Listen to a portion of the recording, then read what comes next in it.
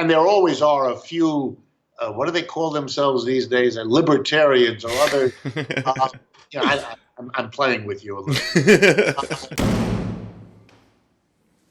All right, why don't we start with some easy questions just to get things rolling here. Fine. How do we end capitalism? We take a look at the history of previous systems that came and went. You know, the human race has gone through quite a list of ways of organizing its economy, by which I simply mean how it goes about producing goods and services and distributing them across a population, whether it's a village or a state or a nation, or for that matter, the whole planet. Just to review, we've done it as individuals, by ourselves, as individual farmers or craftspeople or something like that. We've done it in clans, in tribes, in families. We've done it by having some people be masters, running the show, and others be slaves. We've done it by some being lords in a feudal system and the rest of us serfs. And now we have what is merely the latest arrangement, again, dichotomized, split into two, the employers on the one hand, a relatively small number, and the employees on the other, a vastly larger number. Every one of the systems up until capitalism was born, evolved over time, and then it died, it disappeared. And it seems to me the burden is on those who would imagine that capitalism, unlike every other system that preceded it, will not have the same history. Clearly it was born, we know that, and clearly it has evolved over time, we know that too. The next stage would be to die. And however unpleasant that is, we do have the comfort of knowing that in every other case when the system died, another one took its place, and arguably a certain amount of human progress, not nirvana, but some human progress was achieved. We're kind of happy, for example, that we don't live in tribal arrangements anymore, or that we don't have slavery anymore, or feudalism. And my guess is we'll look back on capitalism and be equally pleased. It played its role. It had a function. It was a way forward for the human race for a while. But we outgrew it. We developed with it and from it. And now we want to go on to something that we have learned can and should do better. If you're asking me how exactly it will happen, I don't know. I don't think you can possibly predict that. My guess is that we will see a change in consciousness that will take a while. I believe that's already underway, in which capitalism stops being the assumed, necessary, logical, even natural state of affairs, and begins to be questioned, challenged, shown to be a particular moment in history, and alternatives begin to show up in people's thinking, but also in practical experiments. And these accumulate over time until you have enough people who say, okay, we have enough of capitalism. It's come to a whole host of dead ends, and it's time to move on. My hope is that this is a peaceful process, but looking at history, my guess is it will be punctuated by occasional violence, mostly because the people who sit at the top of the capitalist system will probably be no more willing to give up that position than the feudal lords were to give up theirs, or the masters over the slaves were willing to give up theirs. So a little bit of nudging along the way, hopefully not catastrophic, is probably in store for us as well. As someone who has listened to a lot of your lectures and read quite a bit of your writing, you said oftentimes that as a student of economics, you started to realize that eventually there was these things built into the capitalist system, and they start to become more apparent as the timeline goes on. One of the big ones being recessions, and I've never understood, because capitalism at its core is basically just the right to own and sell property. I don't see how something like recessions could then be built into something so simplistic. Okay, let's start with the empirical record, which has confronted us from at least the 16th century. You know, people don't agree on exactly how to periodize, how to time the evolution of capitalism, let's say in Europe, out of the pre-existing feudalism. But 16th, 17th century are usually the period. What we now call England is the place. It sort of came together. There had been earlier small experiments in this capitalist system, but they didn't last very long. They took place in isolated areas surrounded by feudal lords who for a while might have nurtured these aberrant new arrangements that substituted employer and employee for lord and serf. But they then typically changed their mind, often came into the little villages or areas where capitalism was thriving, and either repressed them or literally killed them. So they couldn't get kind of off the ground. But slowly, through these experiments and these experiences, you built up the conditions for a translation, or a transition, perhaps better put, in which the normal economic relationship, instead of being lord and serf, was employer and employee.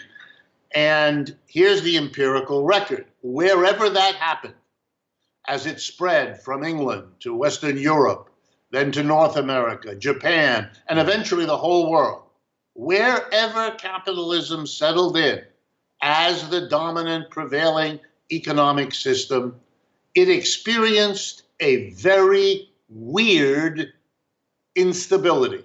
Every 4 to 7 years, suddenly, even though nobody wanted it, you suddenly threw large numbers of people out of work.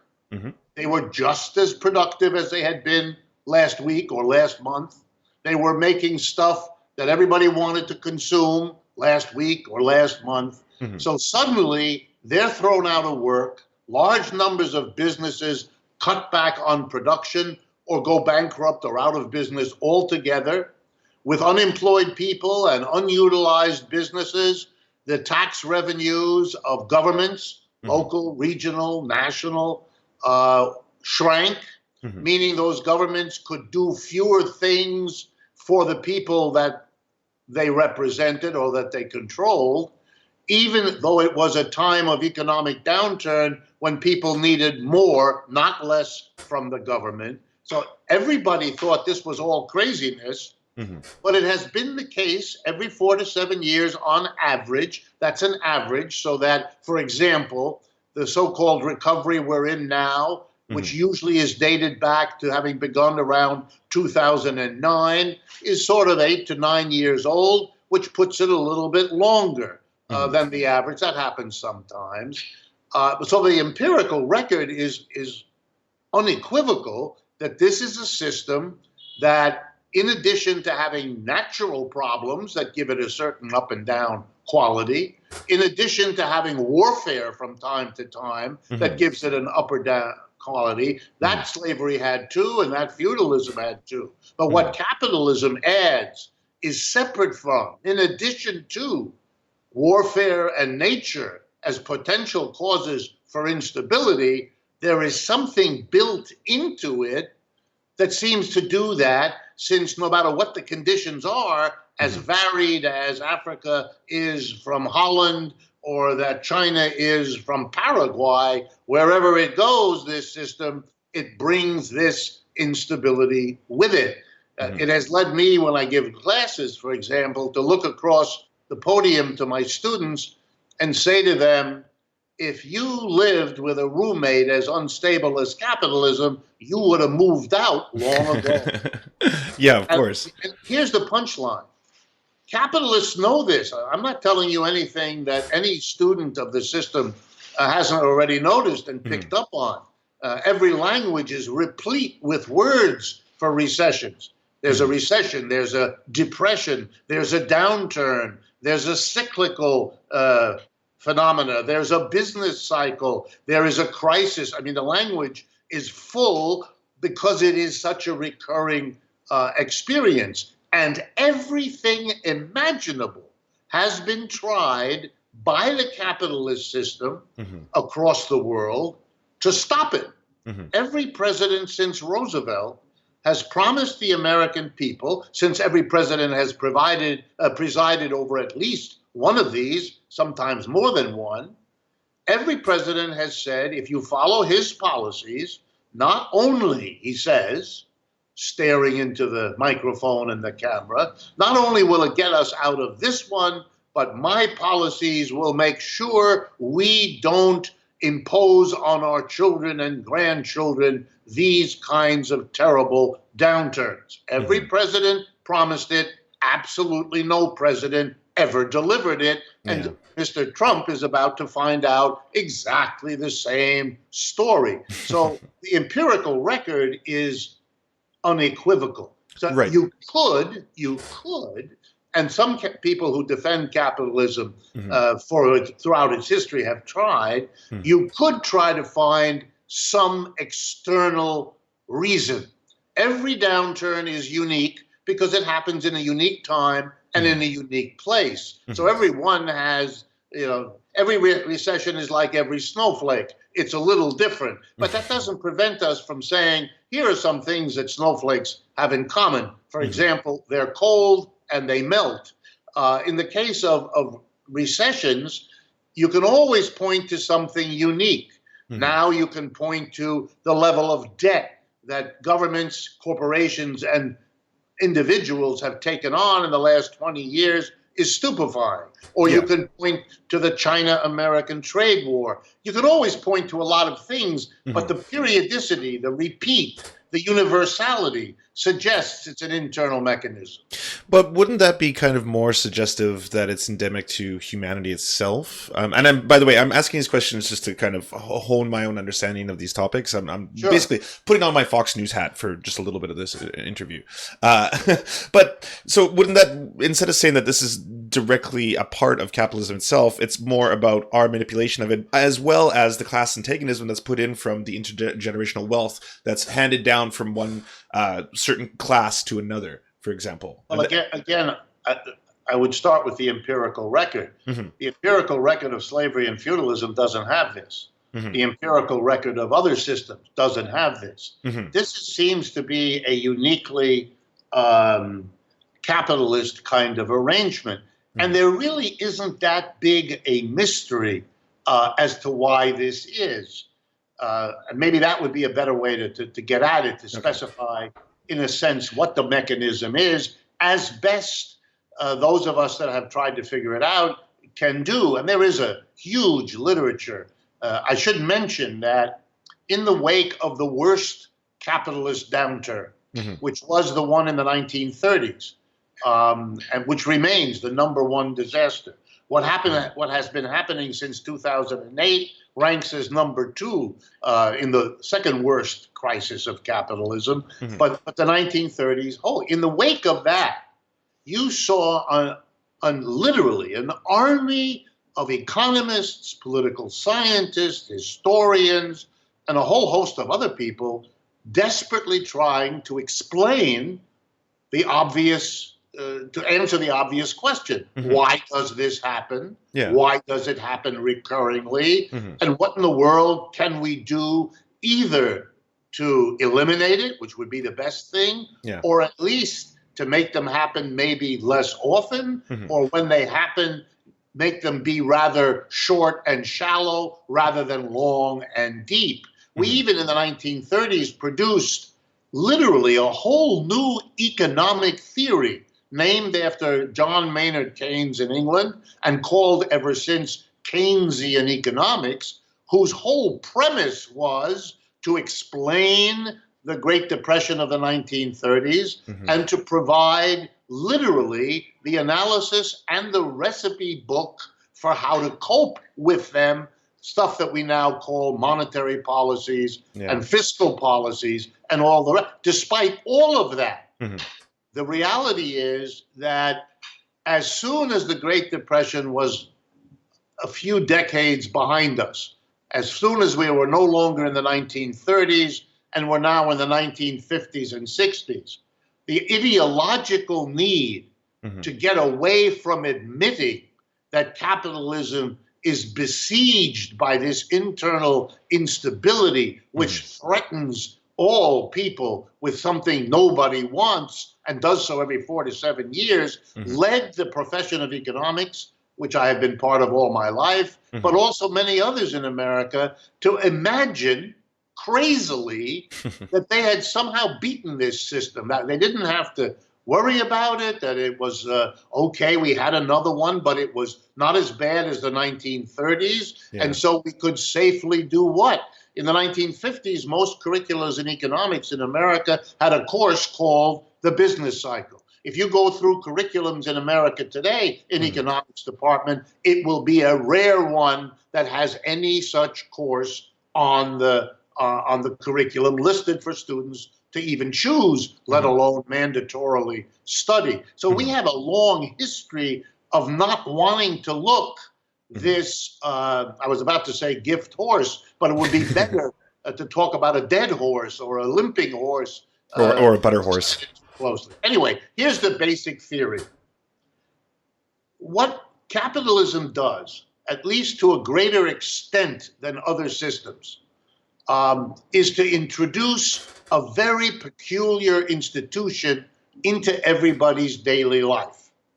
You know, in other systems, there was usually some agency that coordinated who did what kind of work to produce what kinds of goods and services, and whoever was in charge tried to organize that so there was some rough parity between what was being produced and what the community doing the production wanted to consume. In other words, you had, whether it was a tribal chief or a council of elders or the lord of the manor or the master of the slave plantation or the designees of these people, they would work out what in modern language we would call an economic plan. That is, they would design some kind of coordination between suppliers and demanders, some way to develop the skills in the children that would lead them to be the adults who could do the work that the community needed. What capitalism does is basically get rid of all of that and substitute a very unusual institution called the market, in which independently, without a plan, without any agency that makes or imposes a plan, everybody is on his or her own. You bake bread? Good. Bake some. You make shoes? Good. You do that. You keep the animals? You make pots and pans.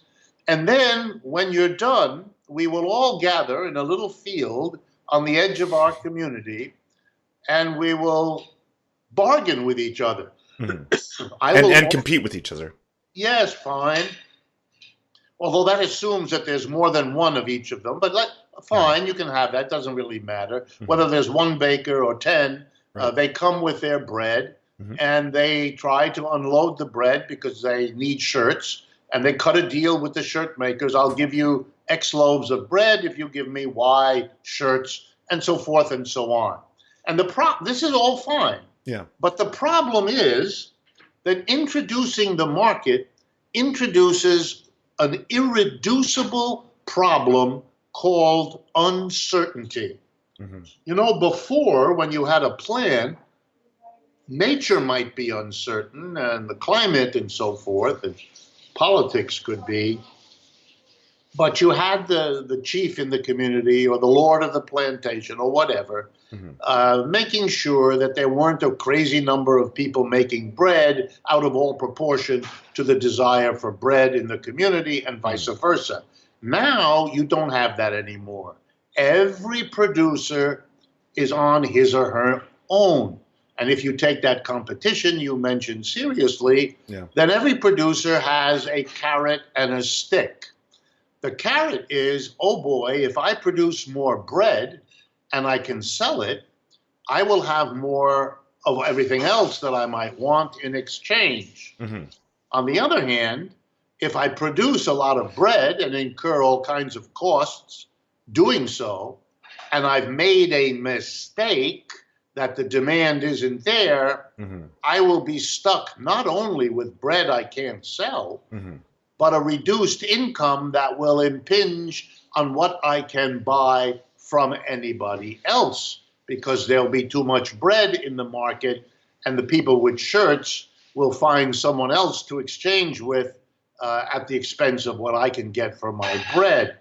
In other words, every producer now has to make a gamble. He has to take a risk. He has to worry that what he individually is doing will not conform to what the community he produces in and for wants. And if you win that, you do very well. If you lose it, you're in deep shit. And they all do it, and then here's what happens.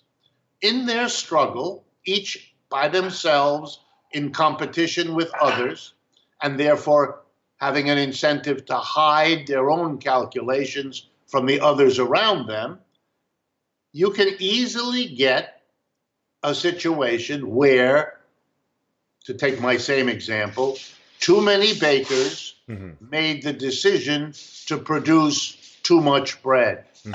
And they can't sell it, and they're stuck, and they get desperate. So they drop the price of the bread, which is okay, but then they don't earn the income, which means they can't buy the shirts that the shirt makers calculated they would be able to sell. That conveys the crisis of the baker, so it becomes, through no fault of their own, the crisis of the shirt makers, and the whole thing ramifies like a chain reaction, and you have a large number of people going out of business. One of the basic mechanisms of capitalism is what I've just described, that it produces these grotesque imbalances, those, to use modern language, collapse profits in 1 or 2 or 6 or 9 sectors. They then, by their inability to buy, since their profits have collapsed, basically pass this disease on to other industries, and then you have a general downturn. And the crazy part of it is, we still need bread, we still need shirts. Everybody's going without because the producers have to cut back since they couldn't make the money from the last round and therefore can't buy the inputs for the next round. They can't pay workers because there's no point paying a worker to help you make bread if you can't sell the bread. So you tell your worker, well, we don't need you, don't come back Monday morning. The worker then can't go to the mall and buy anything, and you have the general downturn, which then continues until workers are so desperate because they're unemployed, and businesses are so desperate because they're on the edge of bankruptcy, that they are willing to work at wages far lower than what they were willing to work for before. You can buy secondhand equipment on the secondhand market much more cheaply than it used to cost you. And now, therefore, the conditions are in place for you to make some profit again, and you start going into it. And that has the same chain reaction effects on the upside that we just went through with the chain reaction on the downside. And that's how economists have, at least in one line of argument, explained that the irony is that the market, interacting with profit-driven capitalist entrepreneurs generates these cycles. Okay. Well, what would you say? Like, there's a neoliberal think tank called Mike, who basically states that human beings aren't conservationists by nature, and that we're not going to change our consumption patterns. So as we become more accustomed to things like bountiful bread and beautiful shirts and all these kind of things, that there's not going to be a way for us to correct our own consumption patterns to fix that from the other side. Yeah, I'm trying to think of the nice way to say this. People's speculations on what human nature is have always struck me as pretty thin disguises for what they need to sustain an argument. I don't know what the ultimate human nature is. I'm highly dubious that there is one. What the history of the human race teaches me, as I've tried to understand it, is that literally everything that I thought, or at one point might have thought, was intrinsic and unchangeable, turns out not to be. So my guess is, if you're having a hard time sustaining an argument in some other way, well, that's a retreat. It's in human nature. You know, naturalism, which is the philosophy that's being applied here, has long been the defense in the last analysis of all kinds of people for social conventions and institutions being threatened by historical change. This upsets people who love them, and they try to argue against change by claiming that the change is hopeless and pointless because whatever it is that you're proposing to change is, here we go now, part of nature, whether that's human nature or nature in the forest or nature in the larger environment of the universe. This is, for me, not a fruitful area. If there's an argument to be made, it should be made on some ground other than appealing to some notion of unchangeable, intrinsic human nature. That has never worked, never survived the criticisms that have been directed at it through 1,000 years or 2,000 years of Western philosophy, at least. So I wouldn't be too hopeful if I grounded any argument I made on that. Yeah. What's your answer to the question of that capitalism, especially when it comes to corporations and it comes to the environment itself, because we're getting to a point now where obviously, we're outputting CO2 to the point that we're threatening our very existence, that there isn't a survivalist method or something built into, like, what corporations ultimately, I think, even CEOs want to live, right? So why are we still pushing ourselves down this train? Is that we've built these machinations that have become greater than us, in a sense? Yeah, that's exactly what we've done, and we're not willing to look at them. That's why I gave the story about recessions, and I stressed 2 or 3 times that nobody wants this. Let's be generous to our fellow Americans. Nobody wants to freeze the next winter. Nobody wants to run out of water. Nobody wants to pollute the air. Nobody wants these things. But a CEO has to come to terms with this reality. The capitalist system rewards the CEO based on a number of metrics. Those metrics are the rate of profit you have in your business, the share of the market your business serves, the flow of dividends your business delivers to its share owners. And I could rattle off a few others. Those are the metrics. If you fail to serve those metrics, and your excuse when called before the shareholders at the annual meeting is, I was concerned about the ecological impact, your tenure is going to come to a crashing halt in about 5 minutes. You're done. Yeah. You will be replaced by somebody else. Mm-hmm. And the people who do that are as concerned, and I'm going to take them at their word, about ecology as anybody else. But they are caught in a network of relationships, which I call capitalism, Mm-hmm. that requires them to make decisions that they might, on some level, in the privacy of their living room, say they disagree with, but the disagreement has no purchase on the system, because when it comes to how they behave, they can't do that, and they may even be tortured individually by their inability. Look, we have a tradition, many of us come from families where father, maybe also mother, but in my case father, did all kinds of things in the business Monday through Friday. Many of those things made father feel kind of bad about himself, given the ethics and morality he had grown up in.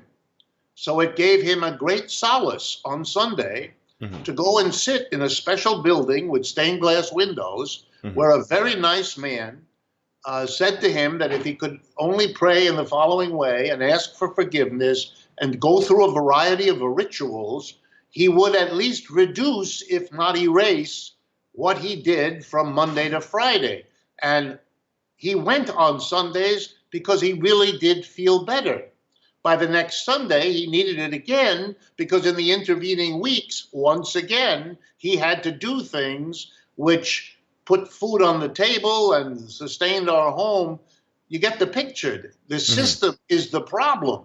If you want to overcome the disconnect between capitalism as a system of production on the one hand, and things like ecological disaster or endemic racism or gross inequality or cyclical recessionary downturns, you have to confront the system, or else you're not serious, or else you're the kind of person who wants a quick fix that gives sort of relief and the illusion that something fundamental has changed. But then you should be honest enough to say you can't bring yourself to ask, let alone answer the question, do we have a system that stands in the way? Well, what are your thoughts on planned economies or like fully automated, like space communism, stuff like that?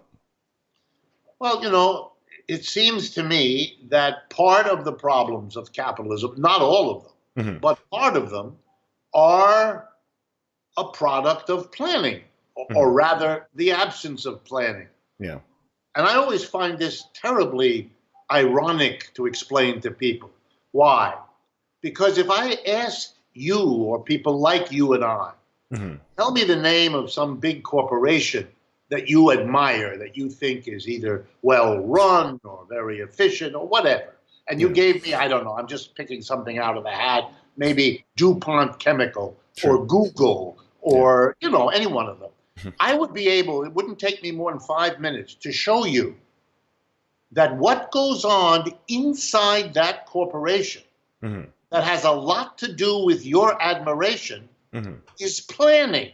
That the whole point and purpose of the leadership of a corporation is to plan what the corporation does. When a company buys a smaller rival or a smaller supplier, what they're doing as they become big and absorb other businesses is making a decision. They don't want to relate to the other businesses through the market.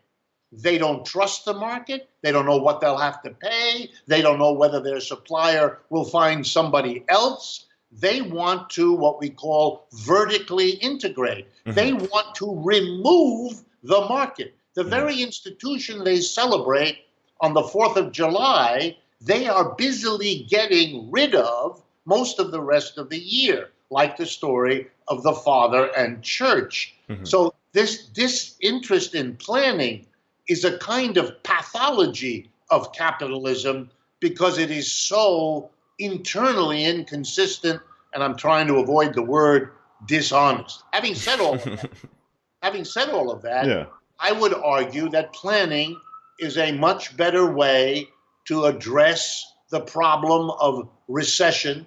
Hmm. You know, all the statistics I've ever seen show a positive correlation Hmm. between an economic downturn and the unemployment it means, and divorce, and domestic abuse, Crime. and alcoholism. And you know the story. Yeah. You understand this without looking at the statistics, but the Of course. statistics bear it out. Okay, so if you wanted seriously to get rid of all of these horrors that beset so many people who are innocent and don't deserve it, we ought to have some planning, because that would lessen the uncertainty that is at the root of what a competitive capitalist system imposes on every capitalist. By the way, would that solve all the problems? Of course not.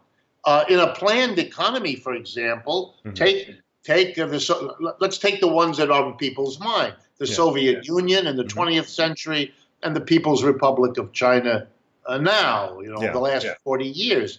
These are economies in which the political authority, whether it's called the central planning apparatus or the Communist Party or whatever it is, exercises a lot of planning of various things. Okay, what is it that they have not had a problem with the way we have? Answer: recessions. Answer number two: their economic growth rate is not problematized every 4 to 7 years by a crash or a downturn that slows everything down. Right. That's why I have to tell it. It really bothers Americans who haven't learned this to their own loss. The fastest growing economy in the 20th century was the Soviet Union. And the fastest growing economy in the 21st century is the People's Republic of China. That's not a statement that I like what happens in China, or that I endorse their absence of civil liberties. No, of course not. Assessing a society is a much bigger thing than just looking at its growth rate. But we do live in a world where a very big priority for an awful lot of people the majority of people living in relative poverty, is to get out of that poverty and to get to a better place, economically speaking, in the shortest possible time. If that's your priority, then Soviet Russia and Communist China have got to be important phenomena for you to deal with. And then you would have to face the fact that they can attribute, and they do, by the way, attribute these successes in a significant way to the economic planning that they do. At the same time, since they have reproduced, both Russia and China have reproduced in their factories and in their offices and in their stores pretty much the same employer-employee relationship, then the problems that flow from that relationship are not going to be solved, and were not solved, by planning, because they're not amenable to planning. Planning is not how you solve that problem. For that, you've got to reorganize the enterprise, the store, the factory, or the office. And the Russians and the Chinese have been loath to do that. And also the way they redistribute the actual commodities themselves, right, plays into that importantly, I'm sure. Right. The planning always includes a hefty dose of determining the distribution. There's an interesting point there which Americans really ought to ponder, and I'm going to use a simple metaphor to get at this. Suppose you're a parent, you and your wife or your husband have a couple of kids, and it's a Sunday, and you go to the park. And in the park, you encounter a vendor of ice cream who has a little cart, and your two kids are all excited. They want ice creams. So you go to the cart, you speak with the vendor, and you order 2 ice cream cones. Okay? And now you hand the 2 ice cream cones to one of your 2 children. You both know, without knowing, perhaps if you're not parents, that this will immediately cause major conflict. That the child who gets the 2 cones is going to be in one place psychologically, And the child who got no cones is going to be in a very different place. The child without the cone is going to complain. The child with the cone, well, that depends on what kind of morality you've taught them. Mm-hmm. But whatever happens, in the tension that follows, the conflict that follows, what you will likely do is recognize that you've made a big mistake here. You shouldn't have done that. So you go to the child with the two cones and you remove from her hands one of the two cones and you hand it to the other child. When you do that, you are redistributing the wealth. But you're doing it in the worst ass-backwards way imaginable. Okay. Because if you're not really mentally challenged here, you will be able to understand, even from the story, let alone the experience, that it would have been a whole hell of a lot wiser and much better for the well-being of the family, for the relationship between the two siblings, and so on, if you had been smart enough at the beginning to give each of them a cone rather than to give one of them so much that a subsequent redistribution had to be imposed. Right. Well, my answer is one of the horrors of capitalism, which is extreme in the United States today, is an absurdly unequal distribution, both of income and of wealth. And the result is a continual, bitter, nasty, ugly battle within our society over the redistribution, much as those children might have come to really unspeakable things that they would say or do to one another over the redistribution of the cones. And it is, for me, as an American citizen, I was born here, I lived here all my life, it's always been a source of amazement that we can't be responsible adults and recognize that far better than the damage we do to ourselves in our endless struggles over redistribution would be the simple recognition that if we didn't distribute the wealth and income so unequally in the first place, we wouldn't have to go through this redistribution and all of its ugly consequences. What are your thoughts then on things like social democracy in the United States, or just the implementation of it? Do you see that as kind of like welfare capitalism, or do you see that as a necessary step forward on the march towards a post-capitalist society? I think it's the latter. I mean, I'm not sure it's an either or. It is, capitalists have long understood, or let's put it this way, a significant portion of capitalists, in my experience, have always understood that theirs is a system that produces extraordinary inequality most of the time, and that if they don't take care of the people who are at the short end of that process, the losers, the poor, the whatever you want to call them, if you don't take care of them, they are going to come for you with pitchforks, and the game is going to be over. So you better have a welfare system. You better have unemployment insurance. You better do those things, because in the end, they protect you from what otherwise will be the result. Now, of course, it's a dispute among capitalists how big that pot of welfare ought to be, to whom it ought to be doled out, under what circumstance. They argue about that all the time. And there always are a few, what do they call themselves these days, libertarians or other, I'm playing with you a little, who really do want to go into fantasy land and imagine not doing this sort of thing. But again, the empirical record is deafening here.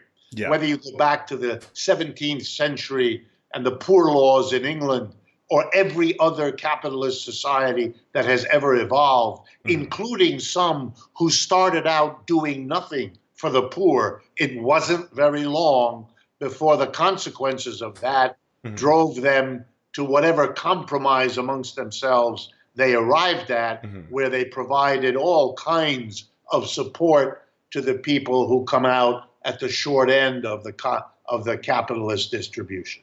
But haven't we found ourselves now in a situation where everything has become so extreme that, in the United States, you can be poor, but at the same time, you're never going to go that hungry as long as you can, say, eat fast food, which is like, food that is prepared and processed and very high in calories and salt. Sure, But, sure. it's It's always been a fantasy Mhm. of a portion of the rich that they could provide some sort of basics for Mhm. the poorest of the poor, and that would suffice. Right. I understand why they would want to think that. Mhm. It's very comforting. It means that you can hopefully get away with a relatively small redistributive tax, say, or whatever else mechanism you use, Mhm. and that will keep the lid on the explosion. Mhm. My reading of history is that that fantasy has always exploded because we are much more governed by the relationships we're in than by any absolute standard. So, Mhm. in one period, yes, a person who got a bowl of gruel once a day would feel himself or herself lucky that they weren't starving to death. But over time, as they are becoming aware that while they are having one bowl of gruel a day, Mhm. somebody else is having filet mignon and Yeah. lobster, Mhm. they aren't going to be satisfied because they evaluate themselves in relationship to others, just Mhm. as others do in relationship to them. Mhm. And this this is not a stable arrangement. I mean, look at it. You can see it from history.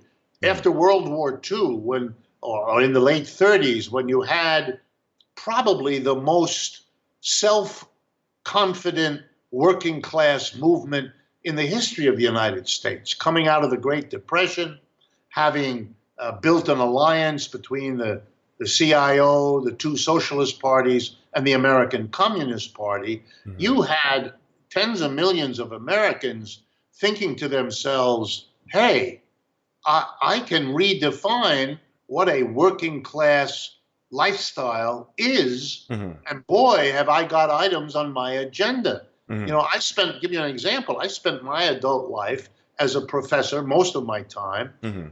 at the University of Massachusetts in Amherst. That's a public higher education institution. Mhm. It's the premier campus of the University of Massachusetts system. Mhm. That didn't exist before 1950, basically. Before that, the University of Massachusetts was what we called an agricultural extension university. It was basically a place where research was done to help farmers with their problem with pests or fertilizer and stuff like that. Mhm. Very useful, but not a mass educational institution. After the war, the working class of America, having really organized itself, having developed a quite radical ideology, having supported and gotten encouragement from by far the most progressive president we've ever had, Franklin Roosevelt, Mhm. they demanded college educations for their kids, and they demanded them at an affordable price. The private schools couldn't do it, so the states, all 50 of them, created a public higher education system that had never existed in the United States before. That became the notion for a working class person of what they needed. And today, when the system is really trying to take it away again Mhm. from people because the people at the top don't want to pay the taxes to sustain it, and they keep jacking up the tuition and cutting the benefits and all the rest of it. Yeah.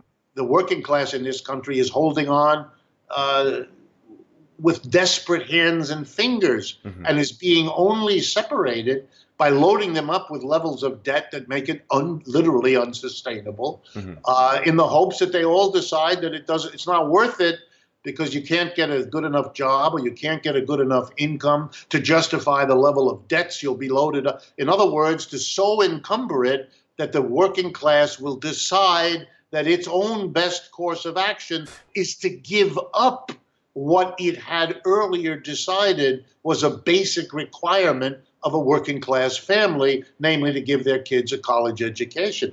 And so I think that, there is no absolute standard. This is a relative question, and it is always dangerous if the system doesn't give to people what they have come to believe is what they are entitled to. Mm-hmm. We're fighting that out in this country right now. Yeah. I wanted to ask you one more question. That's obviously one that's been pressing on me very long for a while, but then I was hoping you might have time for one or two audience questions. Sure. Okay. The thing that I think affects most of the people of either my generation or the younger generation, obviously, is the existential crisis of global warming, climate change, and what are we going to do about that? And how do you see that? Because I don't see a possible solution to climate change operating within the bounds of the capitalist system.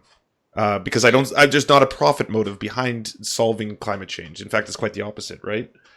Well, I would disagree a little bit. I think that you can see slowly the adjustment. The private profit system, capitalism, does not exist in a vacuum, and it is not stronger than the natural environment. And in the struggle between them, it'll be capitalism that has to give. Now, when I say it has to give, then the ways that it has to give are variable. Mm-hmm. So one way is to begin to see whether you can structure a profit-making adjustment. So, and there are those. Let me give you an example. Okay. I don't know exactly where you shop, but where I shop, I have a choice between produce places that have lots of organic, who knows what it really is, but it says organic. Okay. So I could get an organic apple or an organic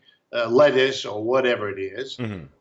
And then there are a lot of stores that either have none of it, no organic, or a very small section. Well, it is turning out that there is now enough of a consciousness that there are companies that can make a profit by advertising cleverly and carefully that, yes, their lettuce or their tomato or whatever it is costs more, but when you factor in, and then they scare you with all the diseases you're going to get, or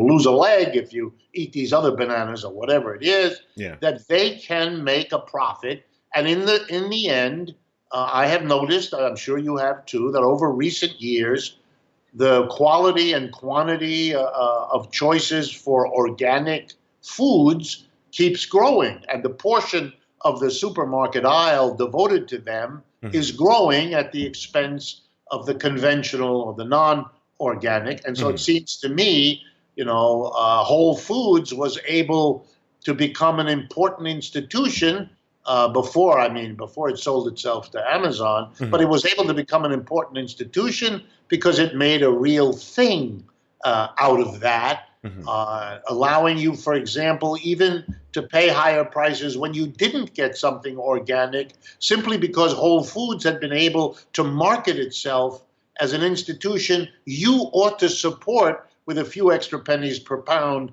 of what you bought.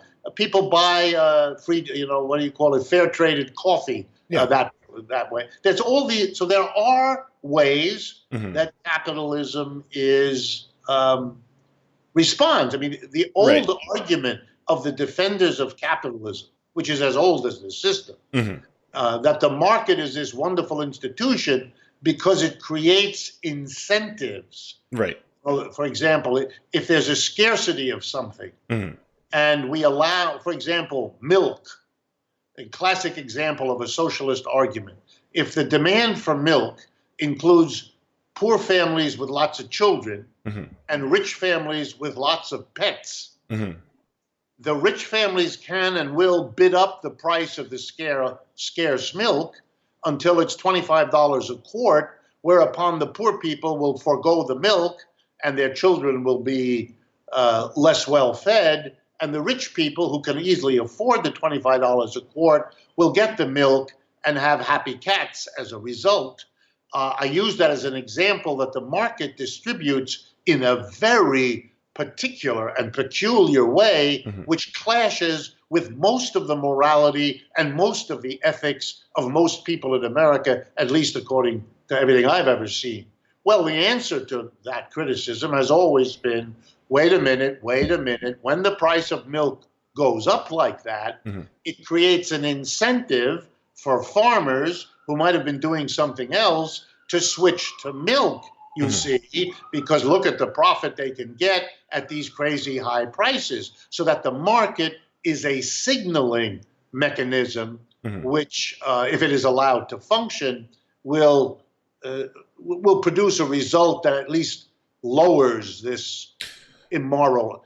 Of course, the answer to that is if there's an incentive like that, then there's also an incentive of those people cashing in on the high price of milk, making the entry of other people into the business as difficult and as long and as slow as possible, et cetera, et cetera. But I do want to recognize that there are incentives that work to some degree. But I think your basic premise is the one I would agree with. I don't see that capitalism is reacting in a way that is, to make it as simple as possible, fast enough to cope with the 300 or 400 years of accumulated ecological disasters that it has produced, so that it would be a much better and wiser way to go after the problem, to deal with it without respecting capitalism's profit motives and so forth. And the easiest example, though, by the way,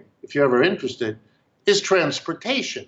The use of the private car is lunacy. It is this single largest killer of Americans every year on the highway. It's the biggest injurer of Americans. It's the single major source of air pollution. It wastes fossil fuels on a stupefying scale.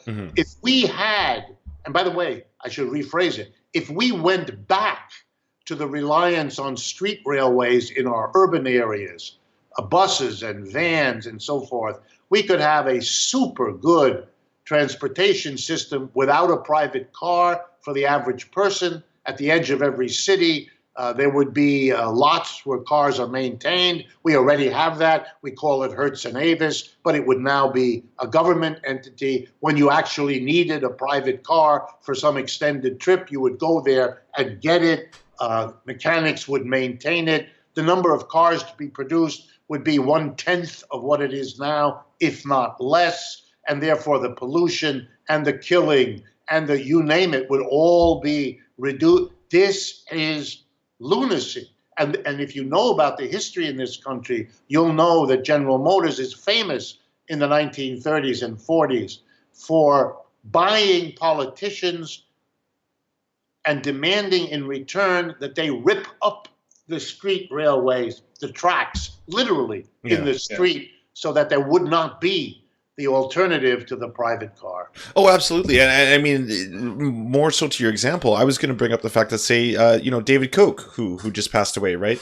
Already has huge advantages over the average person, has way more, in the United States, it's technically speech, right? He's got more money, so he has more speech. He can compel people. That's the only reason that the argument that, say, like organic food, for example, we're going to start buying better things as our morality shifts alongside with it, and the market will correct for that. When I see people who control all the wealth, which happen to be, in this case, when it comes to the environment, 100 companies, right, that contribute the majority of CO2 emissions, how could we push back even through simple market purchasing power, which I guess is the only power we have in comparison to them, to try and solve something that we have so little time to do? Yeah, I don't see it either. I admit this is me, but I am so horrified by the normalization of something that should be morally abhorrent. Let's go back to the organic food. I have an adult daughter whom I love, as much as I love myself. And she and her husband are avid organic food consumers. They believe in that, and have done a lot of research, some of which they've shared with me, which basically has taught me that the fertilizers, the pesticides, the whole system of mass agriculture in the United States is dangerous, whether it's carcinogenic or even just unknown as to what its side effects are. And so what do we have? We have a majority of our people who cannot afford organic food. And we have a minority of our people who can. And so the minority who can do, and the majority who can't don't. This blows me away. Yeah. That's a class 1, class 2 on something as fundamental as food. How are we doing that? How do we justify using the income you earn from a day's hard work that is going to condemn you to food that people who earn a bit more than you would not allow to pass into their bodies because it isn't safe? I admit it blows me away that this simple recognition isn't. Let me put it differently. If you're bothered by a video that shows the innocent children of Central American refugees being taken from their parents and stuck in cages, if that bothers you, which it seems it has bothered large numbers of Americans, then explain to me why going to your neighborhood supermarket and having to buy stuff that isn't organic, knowing what most people know about organic being free of the very things that make the other stuff dangerous, why that doesn't have the same effect. I was also going to bring up in relation to your milk question. I think The Simpsons solved that too, because eventually people will start buying rat milk. Is what they demonstrated. Or during the night, they will come and eat the pets of the rich people, so that there's no longer a demand from them for milk. Yeah, also true. And these examples that we concoct, they are historic. They happen. All of those things happen. All right. I know I've been taking you for too long. I have a million more questions, but I'm going to open it up to the audience.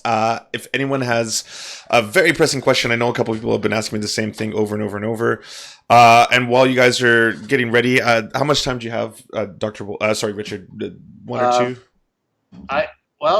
I allotted an hour for you. So as far as I'm concerned, you got another 20 minutes. Oh, thank you. What a precious gift. Well, I would have given you more, but my schedule. No, I understand. Let me say a word about it because it might interest your audience. Yeah. I've been a critic of capitalism most of my adult life. I had very good teachers. They tried their level best. Some of them were really good teachers to persuade me that capitalism really was the best thing since sliced bread. And I listened carefully. I was a good student.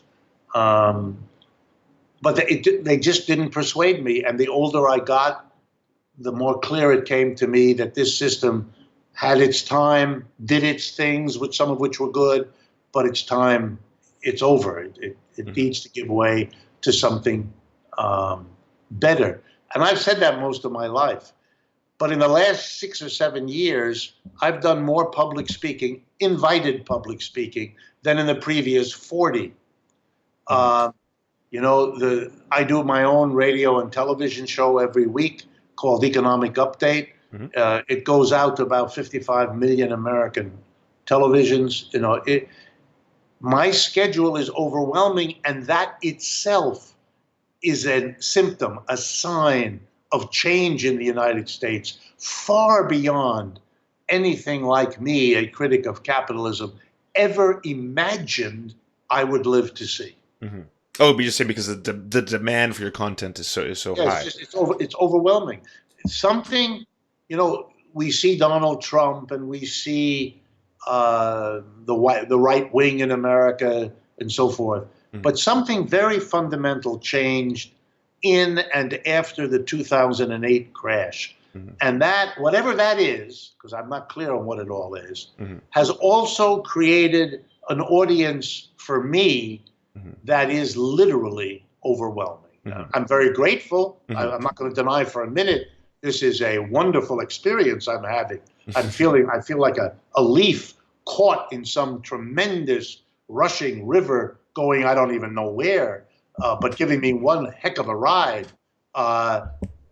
But it is something I did not foresee would happen this way, this quickly.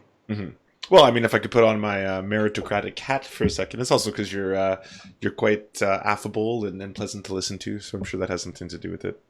Yeah, because I'm a radical. I want big changes, but for the first time in my life, I have this very comfortable feeling that things are really percolating in a direction that I am amazed in a pleased way to see all around me. Not that there aren't terrible dangers on the horizon and risks, they are. But those I've seen before. What's new is the momentum of interest in what I have to say and what people like me have to say. First question. Inequality has been growing quickly and people are becoming aware of its unsustainability. To explain capitalism's role in this, what is Mr. Wolff's best illustration of how capitalism creates inequality? Sure.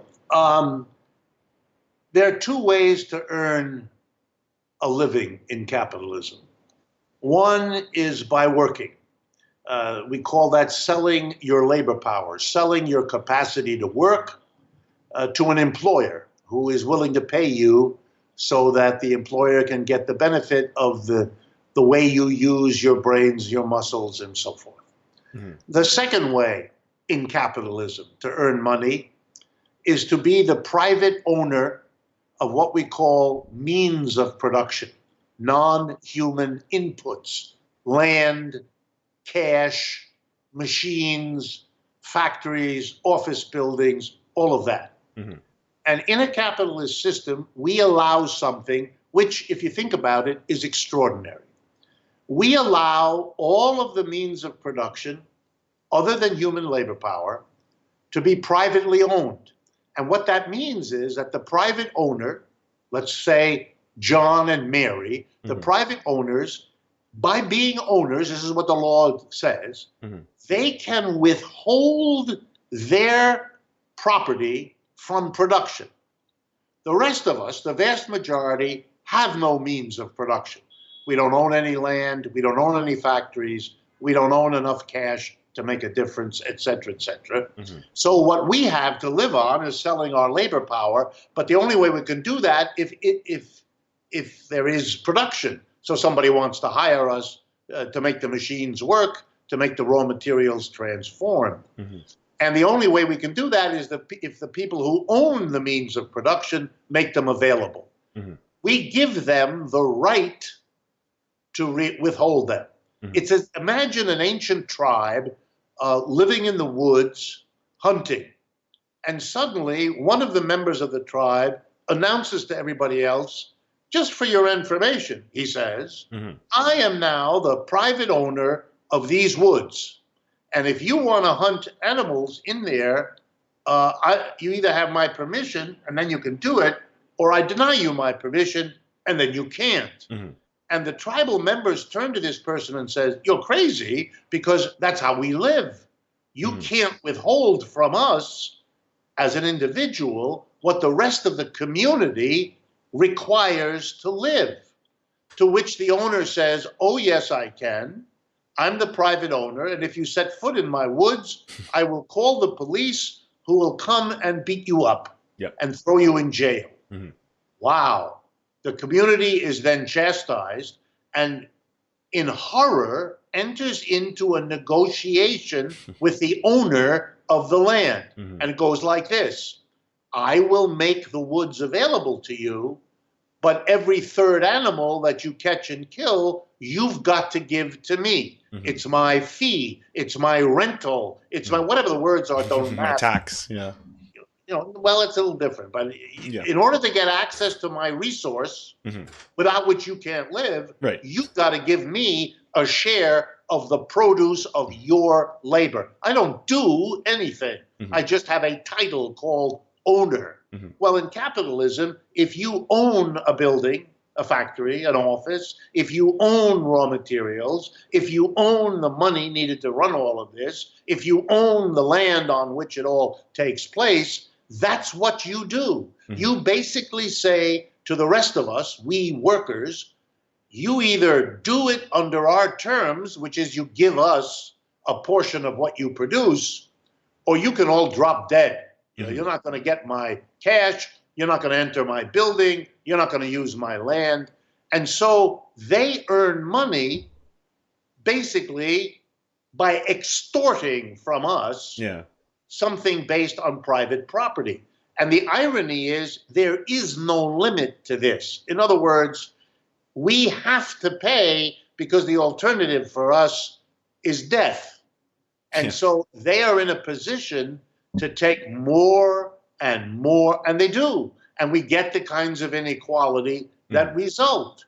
You have a part of the population that lives off its labor, and it gets less and less because if it doesn't do any labor, the other side can live off the forest without you as a worker, maybe not as well, but they're in a different position than you are, who's fully dependent on them in a way that they're not on you.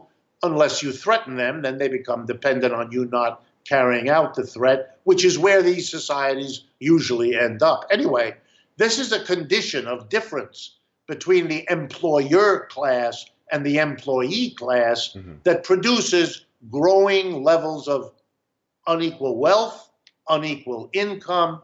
You can see where this goes. The people who do the work having to part with bigger and bigger shares to give to the people who own the means are never able to give their kids the kind of education that will allow them to in turn become highly skilled owners of means of production, whereas the people who own the means of production are in a position to get their kids into Princeton or whatever else is the game. And so it becomes something that gets reproduced over time, and therefore you get a settling in, a kind of cementing of inequality that becomes emblematic of that particular society. For me, the only thing that I see in the history of capitalism that ever undoes this is pressure from below.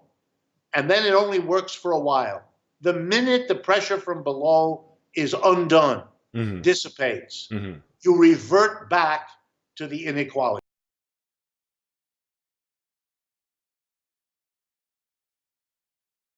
Did you enjoy what you just watched and now crave more nectar of the damned? Did you know that if you're watching on YouTube, you're only getting half the surfy experience? We upload all of our content commercial and censorship-free to our Patreon. Due to the general demonetization of our videos, we now upload half of our original content directly to those who can help us produce this show. Want even more nectar than that? Well, come join us at twitch.tv/TheSerfsTV, where we do weekly live streams, debates, interviews, AMAs, and more. If you're an Amazon Prime member, you can help support our show 100% free by subscribing to our Twitch channel. So come join us, be merry, and know that your support is helping us do great things. Like pay rent and eat. Someone else asked, what's the litigation situation with the Majority Report? I've retained George Zimmerman. Yeah. And he is going to be representing. Currently looking for I'm looking for a big settlement. What's crazy is everyone assumes Sam is suing me, but I'm counter-suing actually.